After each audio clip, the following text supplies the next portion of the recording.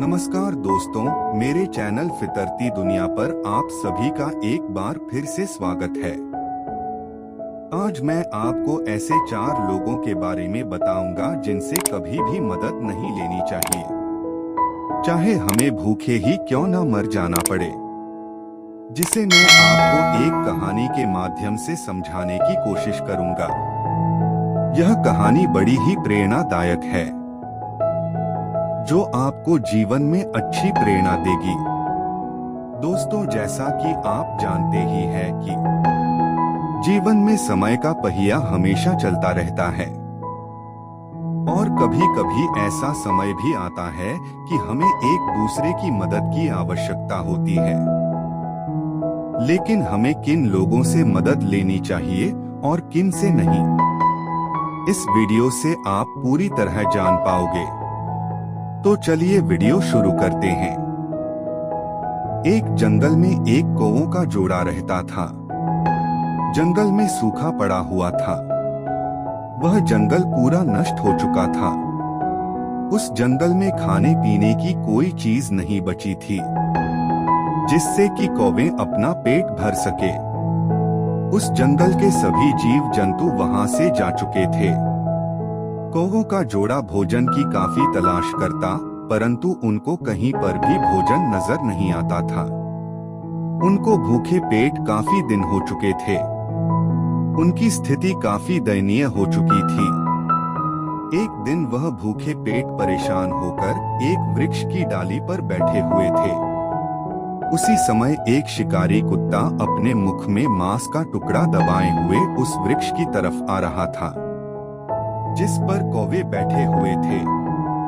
शिकारी कुत्ता उसी वृक्ष के नीचे आकर बैठ गया और कौवे उसे ध्यान से देख रहे थे।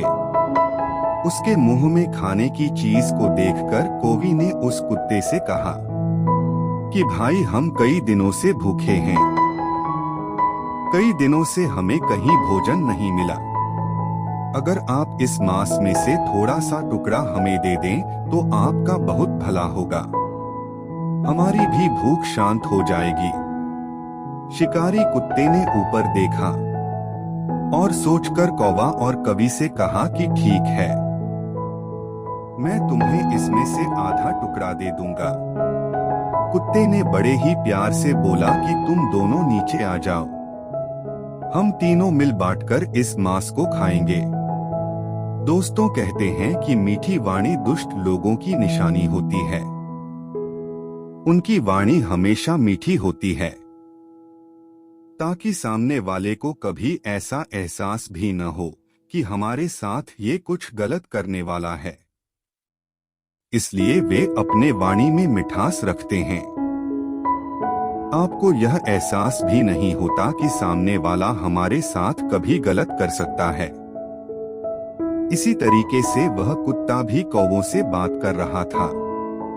भूख से परेशान कौवी ने पेड़ से उतरना शुरू किया, लेकिन कौवा ने उसे तुरंत रोक लिया। कौवा ने पूछा, कहाँ जा रही हो? कौवी ने कहा, मैं उस कुत्ते के पास जा रही हूँ। वह हमें मांस खाने के लिए दे रहा है, जिससे हमारा पेट भर जाएगा। कौवा बोला, रुक जाओ, जरा गौर से इस कुत्ते को देखो। ये शिकारी कुत्ता है। शिकार करके खाना उसकी आदत है। तुम उसके पास जाओगी तो मांस को बाद में खाएगा, उससे पहले वह तुम्हें खा जाएगा। कौवा बोला कि ऐसे लोगों पर कभी विश्वास नहीं करना चाहिए। और कौवा की बात सुनकर कौवी भी रुक गई। उसके बाद कौवा उसे एक छोटी सी कहानी सुनाने लगा। इस कहानी को जरा ध्यान से सुनिएगा। कौवा कहता है कि चाहे भूखे मर जाना, लेकिन ऐसे 4 लोगों पर कभी यकीन नहीं करना चाहिए और कभी भी सहायता की गुहार नहीं लगानी चाहिए। ऐसे लोग आपकी सहायता करने के बजाय मौके का फायदा उठाकर वह अपनी इच्छा को पूर्ण करेगा। और कौवी भी कहानी बड़े ध्यान से सुनने लगी। कौवा बताने लगा कि एक जंगल में एक मैना का जोड़ा रहा करता था। बड़ी खुशी से उनका गुजारा चल रहा था, लेकिन उनका घोंसला जिस वृक्ष पर था उसी के नीचे अब एक काला सांप रहने आ गया। वो मैना जब अपने घोंसले में अंडे देती तब वो सांप अपने बिल से निकलता था और मैना के घोंसले तक जाता था, फिर उसके अंडे को खा जाता था। ये सिलसिला काफी समय तक चलता रहा। मैना बहुत परेशान हो गई थी, लेकिन वह कुछ कर नहीं सकती थी। उसके बस में ऐसा कुछ नहीं था कि वह कुछ कर सके जिससे वह अपने अंडों को बचा सके। एक दिन मैना डाल पर बैठकर सिसक सिसक कर रो रही थी। उसकी आंखों से आंसू बह रहे थे। तभी उस मैना को एक तोते ने देख लिया। वो तोता मैना के पास आ गया। तोते ने देखा कि मैना बड़ी दुखी हुई बैठी है।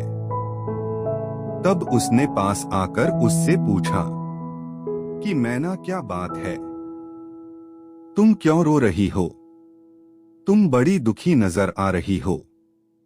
तब मैना ने उस तोते को वो सारी कहानी सुनाई कि इसी वृक्ष के नीचे एक बिल है, उसमें काला सांप रहता है और मैं जब भी अंडे देती हूँ तो उन अंडों को वह खा जाता है। तोते ने उसकी सारी परेशानी समझ ली और बोलने लगा, अगर तुम उस सांप से मुकाबला नहीं कर सकती तो तुम्हें अक्ल से काम करना चाहिए। यदि कोई बीमारी आ जाती है तो उसका इलाज करना बहुत जरूरी हो जाता है। अगर समय रहते उसका इलाज नहीं किया जाए तो धीरे धीरे वह बीमारी बहुत बड़ा रूप ले लेती है और वह जानलेवा भी बन सकती है। तोते ने मैना से पूछा, यदि इस सांप को यहाँ से कहीं दूर भेज दिया जाए तो क्या ठीक रहेगा? मैना कहने लगी, वह यहाँ से दूर तो चला जाएगा, लेकिन वहाँ जाने के बाद भी यह अन्य पक्षियों के अंडे खा जाएगा। तोता बोला, ठीक है, दूसरी तरकीब निकालता हूँ।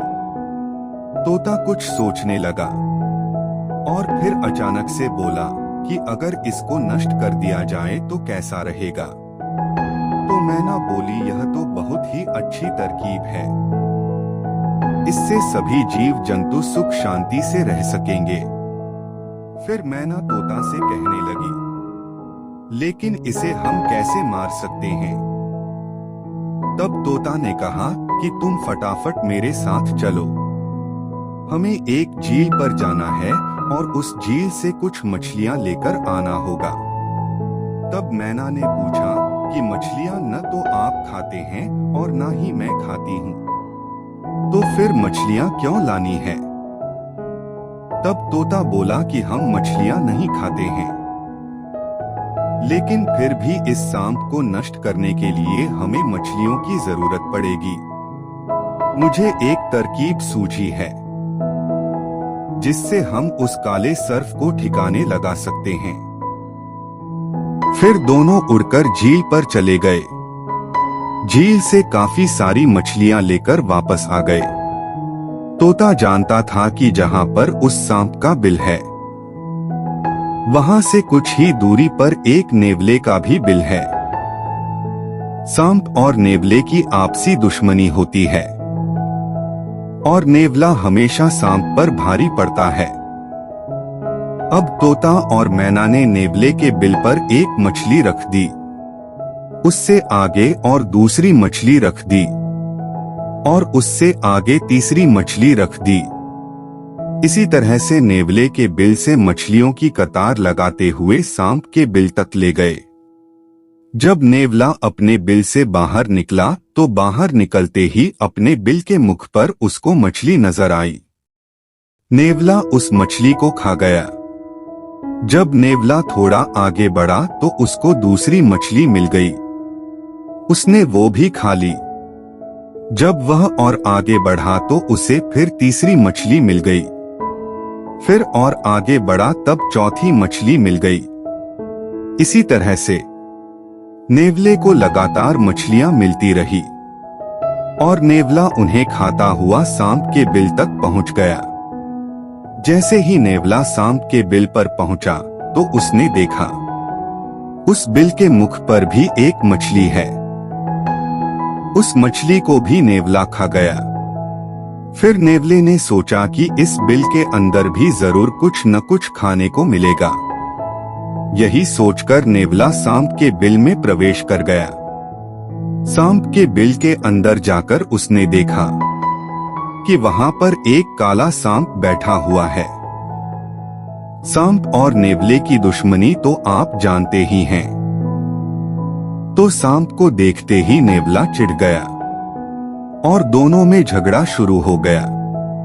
नेवले ने जोरदार हमला करके सांप को मार डाला। सांप के टुकड़े टुकड़े कर दिए। तोता और मैना वृक्ष की डाली पर बैठकर देख रहे थे। उनका ध्यान नेवले पर था। जब नेवला सांप को खत्म करने के बाद बिल से बाहर आया, तब तोता मैना ने देखा कि नेवले का मुख पूरा खून से सना हुआ है। तब तोता और मैना समझ गए कि सांप का काम तमाम हो चुका है। उन्होंने नेवले को धन्यवाद दिया। उनकी आवाज सुनकर नेवला ने वृक्ष की तरफ देखा। उसने देखा कि वहां तोता मैना बैठे हुए हैं और वे उसे धन्यवाद दे रहे हैं। तब नेवले ने पूछा, भाई तुम लोग मुझे धन्यवाद क्यों दे रहे हैं? तब तोता और मैना ने पूरी घटना नेवले को सुनाई कि किस तरीके से उस दुष्ट सांप ने मैना के सभी बच्चों को खा लिया और उसका वंश खत्म कर दिया। आगे कौवा अपनी कोवी से कहने लगा कि इस तरीके से उस सांप का खात्मा हो गया, तो दुष्ट के साथ दुष्टता ही करनी चाहिए। जब अपनी शक्ति कम पड़ जाए तो युक्ति से काम लेना चाहिए। ऐसे ही 4 प्रकार के दुष्ट लोग होते हैं जिनसे कभी भी मदद की गुहार नहीं लगानी चाहिए। उनमें से पहला जो आपका दुश्मन हो। आपके दुश्मन से अगर आप मदद की गुहार लगाते हैं तो वो आपकी कभी भी मदद नहीं करेगा। आपकी मदद करने की बजाय आपका अहित ही सोचेगा। इसलिए अपने दुश्मन से कभी भी जीवन में मदद की गुहार नहीं लगानी चाहिए। दूसरा वह व्यक्ति होता है जो खुद ही मदद की तलाश में होता है। ऐसे व्यक्ति से अगर आप मदद मांगते हैं तो वह आपकी कभी मदद नहीं कर सकेगा, क्योंकि वो खुद ही मदद की तलाश में होता है। वह खुद ही चाहता है कि कोई उसकी मदद करे। वह आपकी क्या मदद करेगा? वह उस काबिल ही नहीं होता कि किसी की मदद करे। तीसरा जो अंधकार से घिरा हुआ व्यक्ति होता है, उसे कभी मदद नहीं मांगनी चाहिए। अंधकार से घिरा व्यक्ति कठिनाइयों में फंसा होता है। ऐसे व्यक्ति से मदद की उम्मीद करना बेकार होता है। चौथा जो नशे में डूबा हुआ होता है, ऐसे व्यक्ति से कभी भी मदद नहीं मांगनी चाहिए। अगर आप नशे में धुत लोगों से मदद मांगेंगे तो उसकी मदद पाकर भी आप किसी परेशानी में फंस सकते हैं। दोस्तों, आज की कहानी हमें यह सीख देती है कि ऐसे 4 लोगों से कभी भी मदद की उम्मीद न करें, वरना आप और भी बड़ी मुसीबत में फंस सकते हैं। इन बातों का अमल करोगे तो जीवन में कभी धोखा नहीं खाओगे। उम्मीद करते हैं आपको कहानी पसंद आई होगी। धन्यवाद। कृपया मेरे वीडियो को शेयर करें और चैनल को सब्सक्राइब करके बेल आइकन जरूर दबाएं।